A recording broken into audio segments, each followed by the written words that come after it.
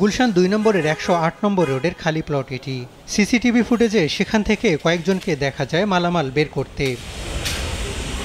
দুপুরে এই প্লট থেকেই মেলে চা দোকানি মোহাম্মদ রফিক ও তার সহযোগী সাব্বিরের মরদেহ।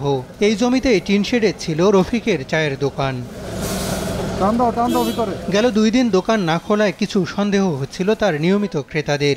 দীর্ঘ সময় ফোন বন্ধ থাকায় ভিতরে ঢুকলে দুজনের মরদেহ পড়ে থাকতে দেখেন স্থানীয়রা। তো শুক্রবারে যেহেতু ওনার দোকান বন্ধ ছিল, সেক্ষেত্রে আমাদের একটু সন্দেহ হয়েছে দোকানটা বন্ধ কেন।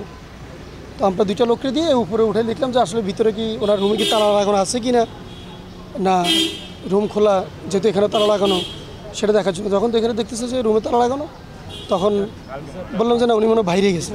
তো ওনার বড় ছেলে ফোন দিচ্ছে এখানকার এক লোকের যে আমার বাবা কি এখানে আছে কি না একটু দেখেন। তো ওনার তো ফোন বন্ধ পাইতেছে। তো ওনারে আশেপাশে কেউ ওনারে ফোন দিয়ে পাচ্ছে না। তার ছেলেও পরে আসে খোঁজখবর নিল, দেয় ভিতরে কেউ নাই।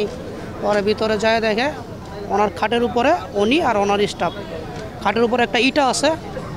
আমার সম্ভবত ইটা দিয়ে ওরা আগে মাথায় আঘাত করছে দুজনকেই ঘুমে থাকা অবস্থায়। তারপরে কিছুটা দিয়ে কুপাইছে, কুপায়া ওনাকে মারা হয়েছে।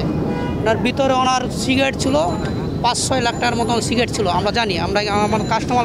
রফিকের গ্রামের বাড়ি বরিশাল সদরের দবদবিয়ায় আর সাব্বিরের বাড়ি ময়মনসিংহের গৌরীপুর উপজেলায়। সাব্বির ছাড়াও আরও একজন কর্মচারী ছিলেন দোকানে, তাকে এখনও খুঁজে পাচ্ছেন না স্থানীয়রা। দোকানদার অন্তত ছিল ভালো, সে মুরব্বী মানুষ, সে কর্মচারী দিয়ে দোকানদারি করে। অনেকগুলা কর্মচারী আসছে, তাদের সাথে আমারও ভালো ব্যবহার ছিল, মাল রাখছে, কিছু হয় নাই। কিছুদিন আগে সপ্তাহখানেক আগে একটা লোক আনছে, যে একজনের দিয়ে পারে না, উনি খুব হয়ে যায়, আরেকজন লোক আনছে।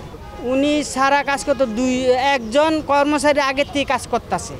পরে আবার নতুন করে যে এই কালো করে লোক খাটো এর আনছে, সপ্তাহখানেক আগে হবে। পুরাতন মাস 2 হইব, কর্মচারী দিয়ে দোকানদারি করায়। কেউ চলে যায় আবার আসে, আবার যায় আবার আসে।